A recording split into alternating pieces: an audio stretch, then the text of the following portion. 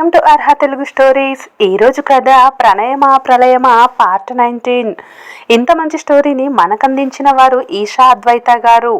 స్టోరీలోకి వెళ్లే ముందు మన స్టోరీ కనుక మీకు నచ్చినట్లయితే ప్లీజ్ లైక్ చేసి ఛానల్ని సబ్స్క్రైబ్ చేసుకోండి.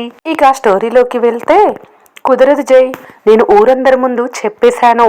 నీ రిసెప్షన్ కూడా కౌశల్ రిసెప్షన్తో పాటు జరుగుతుందని. ఇందులో మరో మాటకు తావులేదు. నువ్వే వాళ్ళని తీసుకొస్తావో లేదంటే నన్ను వెళ్ళి కలవమంటావో నిర్ణయం నీదే. కానీ వారం రోజుల్లో ఆమె తల్లిదండ్రులు ఇక్కడ ఉండాలి అంటారు ధనంజయ వర్మ గారు. ఏంటి, వారంలోనా అంటాడు జై. అవును తాతయ్య, ఇది మరీ టూ మచ్గా ఉంది. వాళ్ళు మమ్మల్ని చూస్తేనే మండిపడతారు. ఈ 1 ఇయర్గా నేను వాళ్ళని కన్విన్స్ చేయడానికి చాలా ట్రై చేశాను, కానీ అస్సలు కుదరలేదు అంటాడు జై. ఇంకోసారి ప్రయత్నించు, పోయేదేముంది అని చెప్పి భోజనానికి వెళ్ళిపోతారు వర్మగారు. ఈయనేంటో ఈ మధ్య పెదరాయిడ్లా ఫీల్ అయిపోతున్నాడని గుర్తుకుంటూ సంయుక్త వైపు చూసేసరికి ఆమె చాలా టెన్షన్గా కనిపిస్తుంది. కళ్ళతోనే ఆమెకు నేనున్నాను అన్నట్టు భరోసా ఇస్తూ వర్మగారు వెళ్ళిపోవటంతో కౌశల్ పక్కన కూర్చుంటాడు జై. భోజనం పెట్టడానికి మంగగారు కూడా వెళ్ళిపోవటంతో అప్పటి వరకు నిలబడే ఉన్న వంశీ బ్యాచ్ 4 మరో సైడు కూర్చుంటారు. అడ్రస్ చెప్పమంటే ఎందుకురా అంత నిలుగుతున్నావు అని సందేహంగా అడుగుతుంది కమలాక్షి బామ్మ.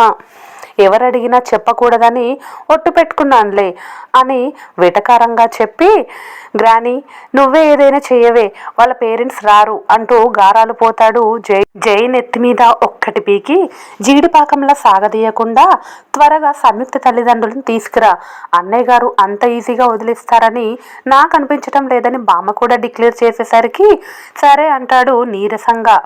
వర్మగారు వెళ్ళిపోయాక మిగిలిన వాళ్ళందరూ భోజనాలు చేసి ఎవరి వర్క్లో వాళ్ళు బిజీ అయిపోతారు. రూమ్లోకి వచ్చిన సంయుక్త మరింత టెన్షన్ పడిపోతుంటే ఆమె టెన్షన్ చూసి నవ్వొస్తుంది జైకి. నేను ఇక్కడ టెన్షన్ పడుతుంటే నీకు నవ్వొస్తుందా అని కోపంగా అతని మీదకి వెళ్తుంది సంయుక్త. టెన్షన్ పడి ఏం చేయాలి, దానివల్ల హెయిర్ ఫాల్ తప్ప ఏదైనా యూజ్ ఉందా అంటూ వారం రోజుల్లో నా పేరెంట్స్ని ఎలా తీసుకొస్తావు?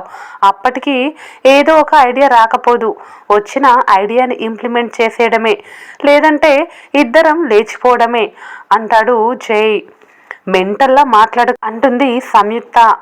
లేదు, అదే నా ఫైనల్ డెసిషన్. మన బ్యాగ్స్ రెడీగా పెట్టు, రిసెప్షన్ స్టార్ట్ అయ్యే ముందు పెట్టకుండా పారిపోదాం, ఇంకో సంవత్సరం ఎవ్వరికీ కనిపించకుండా అని జై అంటుంటే చీరు కోపంగా అతడి వీపు పచ్చడి చేస్తూ నీకన్నీ వెటకారమే, దేన్ని సీరియస్గా తీసుకోవని తిడుతుంది సంయుక్త. సీరియస్ టాపిక్స్ వేరే ఉంటాయిలే అంటూ, లేదంటే స్పెషల్గా ఆ రోజు నీకోసం నీకు డమ్మీ పేరెంట్స్ని అరేంజ్ చేస్తాను అని అంటాడు జై. నువ్వేమైనా అబద్ధాల వ్రతం చేస్తున్నావా? నోరు తెరిస్తే అబద్ధమే. నీలో ఈ యాంగిల్ నేను ఎక్స్పెక్ట్ చెయ్యలేదు అంటుంది సంయుక్త. అవును మరి, నీలాంటి బ్యూటిఫుల్ వైఫ్ దొరకాలని అబద్ధాల వ్రతం చేస్తున్నానని జై అంటుంటే అతని ఎక్స్ప్రెషన్స్కి నవ్వుతుంది సంయుక్త. నేను ఇంకా స్టార్ట్ అవుతానురా, నీ అల్లుడి మీద అంత నమ్మకం లేకపోయినా నీ మీద ఉంది. నువ్వు ఇక్కడ ఉన్నన్ని రోజులు సంయుక్తని కాస్త జాగ్రత్తగా చూసుకో అని వంశీకి తన భయాలు చెప్పుకుంటాడు భరత్. సరే పద, నేను స్టేషన్లో డ్రాప్ చేస్తానని శ్రీకాంత్కి చెప్పి భరత్తో కలిసి బయటకు వస్తాడు వంశీ. హాల్లోనే ఉన్న కౌశల్ ఎక్కడికి మామయ్య అని వెళ్తున్న ఇద్దరిని అడుగుతాడు. భరత్ని స్టేషన్లో డ్రాప్ చేయడానికి వెళ్తున్నాన్రా అంటాడు వంశీ. కౌశల్ మీకెందుకు శ్రమ, నేను ఫ్రీగానే ఉన్నాను, నేను తీసుకెళ్తాను అంటాడు కౌశల్. నువ్వా అని వంశీ అంటుంటే, అవును మామయ్య, నాకు కాస్త వర్క్ ఉంది, ఎలాగో బయటికి వెళ్ళాలి అంటాడు. సరే అని చెప్పి కౌశల్ని తోడిచి భరత్కి సెండ్ ఆఫ్ ఇస్తాడు వంశీ. ఎంగేజ్మెంట్ షాపింగ్ కంటే అంత ఇంపార్టెంటా ఈ డ్రాపింగ్ అని తనలో తనే అనుకుంటుంది హైమ. ఇంట్లో ఉన్న కార్స్లోంచి ఒక కార్ తీసుకొని భరత్ని రాజమండ్రి తీసుకెళ్తాడు కౌశల్. అంకుల్, మీరు ఎక్కడ వర్క్ చేస్తుంటారని టాపిక్ స్టార్ట్ చేస్తూ డ్రైవింగ్లో బిజీ అవుతాడు కౌశల్. బెంగళూరులో కౌశల్ అంటాడు భరత్. మీరు కార్డియోనా అని కౌశల్ అడగ్గా హా అంటాడు భరత్. రిషికాకి ట్రీట్మెంట్ చేసేది మీరేనా అని అడగగానే అవును అంటూ ఇవన్నీ ఎందుకు అడుగుతున్నావు అని అంటాడు భరత్. తన కళ్ళకి హార్ట్ డాక్టర్తో ఏం ట్రీట్మెంట్ ఇప్పిస్తున్నారో తెలియక అని అంటాడు కౌశల్. లింక్ ఉంది కాబట్టే ఇప్పిస్తున్నారు అంటాడు భరత్. తన హార్ట్లో ఏమైనా ప్రాబ్లం ఉందా అని సందేహంగా అడుగుతాడు కౌశల్. వంశీకి రిషి సిచ్యువేషన్ మరొకరితో షేర్ చేసుకోవడం అస్సలు నచ్చదు అని చెప్పుకొస్తాడు భరత్. కానీ తన సిచ్యువేషన్ తెలియకుండా స్టెప్ తీసుకోవటం కష్టం కదా. వాళ్ళు ఏదైనా ప్రాబ్లంలో ఉన్నారంటే హెల్ప్ చేయడానికైనా వాళ్ళ సిచ్యువేషన్ మాకు తెలియాలి అంకుల్ అని కౌశల్ అడుగుతాడు. వంశీ నాకు తెలిసి మీ హెల్ప్ తీసుకోడు. ఒకవేళ తీసుకున్నా దానికి వచ్చే పేర్లు చాలా మారిపోతాయి. తనకిప్పుడు మనీ అవసరం. వీలైతే మీ తాతయ్య ఆస్తిలో తన భాగం తనకి దక్కేలా చెయ్యి అని అడుగుతాడు భరత్. తప్పకుండా చేస్తాను, కానీ నాకు రిషి పరిస్థితి చెప్పండి ప్లీజ్ అని అడుగుతాడు కౌశల్. నువ్వెందుకు తన మీద అంత ఇంట్రెస్ట్ చూపిస్తున్నావు కౌశల్ అని అంటాడు భరత్. మామయ్య కోసం అంకుల్. చూస్తుంటే మామయ్య తన ప్రాణాలు రిషి మీద పెట్టుకున్నట్టు అనిపిస్తోంది. వీళ్ళు తనని గాజు బొమ్మలా ట్రీట్ చేసే విధానం చూస్తుంటే తన పరిస్థితి నార్మల్గా లేదని అర్థమైంది. తనకేదైనా అయితే మామయ్య శ్రీకాంత్ అంకులు భరించలేరు. మామయ్యకి ఏదైనా అయితే అమ్మమ్మ భరించలేదు. ఒకరి మీద మరొకరు ముగ్గురు ప్రాణాలు ఆధారపడి ఉన్నాయి అని చెప్పుకొస్తాడు కౌశల్. నువ్వన్నది కరెక్టే. తను హార్ట్ పేషెంట్. ఏ క్షణం ఆ గుండె కొట్టుకోవడం ఆగిపోతుందో చెప్పలేం. ఈలోపే తనకి హార్ట్ ట్రాన్స్ప్లాంటేషన్ జరగాలి. సూటబుల్ హార్ట్ కోసం సెర్చ్ చేస్తున్నాం. మొన్నటి వరకు హాస్పిటల్లో మెషిన్స్ మధ్య బ్రతికింది, కానీ ఆ లైఫ్ తనకి వెగటు పుట్టింది. తను బ్రతికున్న కొన్ని రోజులైనా వంశీ శ్రీకాంత్తో టైం స్పెండ్ చేయాలని ట్రీట్మెంట్ వద్దని ఇంటికొచ్చేసింది. తనిప్పుడు గాజు బొమ్మ కంటే అపురూపం. డోనార్ దొరికిన మరుక్షణం తనకి సర్జరీ చేయాలి. దానికోసం చాలా ఖర్చు అవుతుంది.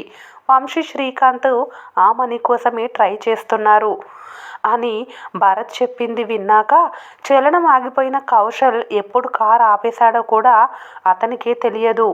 షాక్లో ఉండిపోయిన కౌశల్ని పిలిచినా పలకకపోయేసరికి అతని భుజం తట్టి కదుపుతాడు భరత్. మీరు మీరు నిజమే చెప్తున్నారా అని మరోసారి అడుగుతాడు కౌశల్. తను విన్నది అబద్ధం అవ్వాలని మనసు పొరల్లో తెలియకుండానే కోరుకుంటూ. నేను చెప్పింది నిజమే కౌశల్. తనని చూస్తే అలా అనిపించడం లేదు కదా అని కళ్ళల్లో తిరుగుతున్న నీళ్ళని అణచి బాధగా అడుగుతాడు. వాళ్ళిద్దరి ముందు తను యాక్టివ్గా ఉన్నట్టు నటిస్తోంది అని చెప్తాడు భరత్. మరి మనీ ఎంతవరకు అవసరం ఉంటాయి అంకుల్ అంటూ కన్నుల్లోని నీటి చెమ్మ బయటకు రాకుండా ఆపేస్తూ అడుగుతాడు కౌశల్. ₹1,00,00,000 వరకు ఖర్చు అవుతుంది కౌశల్. హార్ట్ ట్రాన్స్ప్లాంటేషన్ తర్వాత మెడికల్ ఎక్స్పెన్సెస్ ఉన్నాయి. ప్లస్ ముందే ఐ సర్జరీ చేయాలి. పైగా అందరూ ఫ్రీగా హార్ట్ని డొనేట్ చెయ్యరు. డోనరు మనీ నీడెడ్ అయితే ఖచ్చితంగా మనం మనీ పే చేయాలి. అందుకోసం తన బ్లడ్ గ్రూప్కి మ్యాచ్ అయ్యేలా బ్రెయిన్ డెడ్ పర్సన్ని వెతుకుతున్నాము. తన అదృష్టం బాగుంటే హార్ట్ దొరుకుతుంది. ఈలోపు వాళ్ళు మనీకి ఇబ్బంది పడకుండా ఉండాలని ఈ విషయం నీకు చెప్తున్నాను అంటాడు భరత్. ఏ టైంలో ఏ అవసరం వస్తుందో చెప్పలేమని అంటాడు భరత్. నిజానికి తన దగ్గర ఓ 50 లక్షల వరకు సేవింగ్స్ ఉన్నాయి. మిగిలిన 50 తనే కలెక్ట్ చేయాలా, లేదంటే వర్మగారితో మాట్లాడి వంశీకి రావాల్సిన ఆస్తి అతనికి ఇప్పించాలా అని ఆలోచిస్తూ అంకుల్ నాకు చిన్న హెల్ప్ చేస్తారా అని భరత్ని అడుగుతాడు. ఏంటి కౌశల్? ఈ విషయాలన్నీ నాతో చెప్పినట్టు మీరు మామయ్యకి చెప్పకండి. ఆ మనీ నేను అరేంజ్ చేస్తాను. ఇన్ కేస్ నేను అరేంజ్ చేయలేకపోతే మామయ్యకి అనవసరంగా హోప్స్ పెంచినట్టు అవుతుంది.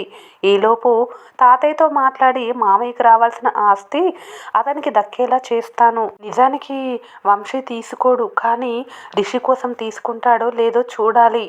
మీరు బెంగళూరు వెళ్ళాక రిషిక మెడికల్ రిపోర్ట్స్ నాకు మెయిల్ చేయండి అని చెప్పి అతన్ని స్టేషన్లో డ్రాప్ చేసి చేసి తన మెయిల్ ఐడి ఫోన్ నెంబర్ ఇస్తాడు కౌశల్. అతన్ని డ్రాప్ చేశాక ఇంటికి వెళ్ళాలనిపించక చాలాసేపటి వరకు గోదావరి గట్టి మీద గడిపేస్తాడు కౌశల్. నిర్మలంగా పారుతున్న గోదావరి తన కదలికలు ఆపనట్టే అతని ఆలోచనలు కూడా ఒక్కచోట ఆగవు. యాక్సిడెంట్కి ముందు బ్రతకాలన్న కోరికను రిషిక కళ్ళల్లో బలంగా చూడటం వల్లే అతని బ్రెయిన్లో ఆమె ఓ జ్ఞాపకంగా ముద్రపడిపోయింది. నిజంగానే ఆమె చనిపోతే వంశీ శ్రీకాంత్ పరిస్థితి ఊహించడానికే భయంగా ఉంది కౌశల్కి. సొంత కూతురు కాకపోయినా అంత ప్రేమ ఆమె పైన వాళ్ళు ఎలా పెంచుకున్నారో ఇప్పటికీ అతనికి అర్థం కాకపోయినా వాళ్ళ బాండింగ్ అని మాత్రం దూరం చేయాలనుకోవటం లేదు. కోసం రిషికి అండగా నిలవాలని డిసైడ్ అవుతాడు కౌశల్. రిషిక పట్ల అతనికి ప్రేమ లేదు, కానీ సానుభూతి, ఇష్టం మాత్రం చాలా ఉంది. ప్రస్తుతం హైమ తన జీవితంలో ఉన్నందుకు అంతకు మించి రిషిక గురించి ఆలోచించలేకపోతున్నాడు కౌశల్. ఆమె వ్యక్తిత్వం, ఆమె ఆలోచన విధానం అన్నీ తనకి నచ్చుతున్నాయి హైమ కంటే కాస్త ఎక్కువగా. ఒకవేళ యాక్సిడెంట్ తమ జీవితాన్ని మలుపు తిప్పకుండా ఆమెను మరోసారి తన జీవితంలోనికి పంపించి ఉంటే ఆమెనే పెళ్ళాడేవాడేమో. కానీ ఇప్పుడు అతనికి ఆ అవకాశం లేదన్న ఆలోచన కూడా అతని ఆలోచనలను కట్టడి చేస్తోంది. ఒక విధమైన ఇష్టం. ఆ ఇష్టం ప్రేమనే తీరాన్ని చేరాలని చాలా దూరం ప్రయాణం చేయాలి. అన్నింటికంటే ముఖ్యంగా తనని బంధించే ఆలోచనలు దూరమైపోతే తప్ప అతనిలో ప్రేమ సాధ్యం కాదు. ముఖ్యంగా అతనికి ఆమె పరిస్థితి నచ్చటం లేదు. ఆమెకి ఎందుకు ఇలా జరగాలన్న ఆలోచన ఆమె గురించి మరింత ఎక్కువ ఆలోచించేలా చేస్తోంది. ఆలోచనలో మునిగిపోయిన కౌశల్ టైం 9 అయిపోయినా తేరుకోడు. అన్నయ్య, నువ్వు ఇంకా రాక పెద్దమ్మ కంగారు పడుతోంది, ఎక్కడున్నావంటూ కాల్ చేస్తాడు జై. ఫ్రెండ్ని మీట్ అవ్వటానికి వెళ్ళాను, రావటానికి టైం పడుతుంది, అమ్మను వెయిట్ చేయొద్దని చెప్పు అంటాడు కౌశల్. జై అదే విషయం చెప్పేసరికి పెళ్ళికి పిలవటానికి వెళ్ళాడేమో అనుకుని సర్ది పెట్టుకుంటుంది శాంభవి. ఆ రాత్రి కౌశల్ వచ్చేసరికి 2 అయిపోతుంది. దాంతో మరుసటి రోజు అతను చాలా లేటుగా లేస్తాడు. అన్నయ్య లేచావా, త్వరగా బ్రేక్ఫాస్ట్ చేస్తే అందరం స్టార్ట్ అవుదాం అని తొందర చేస్తాడు జై. ఎక్కడికి రా అంటాడు కౌశల్. నరసాపురం అన్నయ్య, పెళ్లి నగలు తీసుకోవాలిగా అంటాడు జై. నాకు ఇంట్రెస్ట్ లేదు, మీరు వెళ్ళండి, నేను వచ్చి ఏం చేయాలని చెప్పి తను టేబుల్ వద్ద కూర్చునేసరికి అక్కడే ఉన్న యుక్త తనకి టిఫిన్ వడ్డిస్తుంది. థ్యాంక్ యూ అని చిన్న స్మైల్తో ఆమెకు చెప్పి ఆమె పెట్టింది తింటూ తల దించుకునే ఉన్న అతను తన కళ్ళని మాత్రం పైకెత్తి రిషి కోసం వెతుకుతాడు. పెద్దనాన్న, నాన్న, మామయ్య వేరే వర్క్స్ మీద వెళ్ళారు. ఈ లేడీస్ బ్యాచ్ని నేను ఒక్కరిని తీసుకెళ్ళాలంటే నా వల్ల కాదు, నువ్వు కూడా రా అన్నయ్య అని అడుగుతూ అతడికి ఆపోజిట్గా కూర్చుంటాడు జై. అందరూ వెళ్ళిపోతే ఇంట్లో రిషిక, వంశీ, శ్రీకాంత్ మాత్రమే ఉంటారని గ్రహించిన కౌశల్ రానని తెగేసి చెప్పేస్తాడు. నువ్వు రాకపోతే నేను కూడా వెళ్ళను, వీళ్ళని భరించే ఓపిక నాకు లేదని ఆలోచించుకుంటూ సంతోష్ గారిని ఇరికించాలని డిసైడ్ అయిపోతాడు జై. ఎంత వెతికినా రిషి కనిపించకపోయేసరికి తన కళ్ళను దించేసి తింటున్న సమయంలో ఆమె పట్టీల చప్పుడు మరోసారి అతనికి శ్రావ్యంగా వినిపిస్తుంది. ఓరగా కళ్ళు తిప్పిన అతనికి రూమ్లోంచి నడుచుకుంటూ బయటకు వస్తున్న రిషి పాదాలు కనిపిస్తాయి. చుడీకట్ లెగ్గిన్లో ఆమె తెల్లని పాదాలని ముద్దాడుతున్న వెండి పట్టీల మీదే అతని చూపు నిలిచిపోతుంది. యాక్సిడెంట్లో ఓ పట్టీ పోయినా కూడా తనకి ఎంతో ఇష్టమైన ఆ పట్టీల మోడల్ని మళ్ళీ వంశీ, శ్రీకాంత్లతో కొనిపించుకుంటుంది రిషి. వాటికి పెద్దగా మువ్వలు లేకపోయినా సన్నటి ఆమె కాలిపట్ట చేసే సవ్వడి ఎవరి చెవిని చేరదు అతని మదిని తప్ప. ఆ రిథమిక్ సౌండ్ ఆమె నడకలోనే ఉందని అర్థమై మెల్లగా తన కళ్ళను కొద్ది కొద్దిగా పైకెత్తుతాడు కౌశల్. వ్యూయర్స్, ఈరోజు ఈ స్టోరీ పైన మీ విలువైన అభిప్రాయాన్ని కామెంట్ రూపంలో తెలియచేయండి. అలాగే స్టోరీ నచ్చితే ప్లీజ్ మన ఛానల్ని లైక్ చేసి సబ్స్క్రైబ్ చేసుకోండి. Thank you for watching.